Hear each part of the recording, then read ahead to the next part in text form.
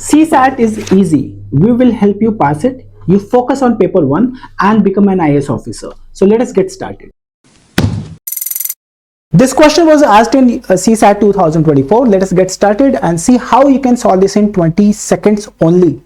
The problem is 32 raised to 5. 32 is written as 2 raised to 5 raised to 5 plus 27. 2 raised to 27, right? So this number becomes 2 raised to 25 plus 2 raised to 27. If we take 2 raised to 25 out of it, it becomes 2 raised to 2, which is nothing but 4. So finally, the simplified form out here is this number, isn't it? Now, have a look at the options. Do we have 3 here? We don't have 3. Do we have 7? No. Do we have 11? No. So option number A and then B and then D, they're all gone. So which number is going to be dividing this particular number? It is 10.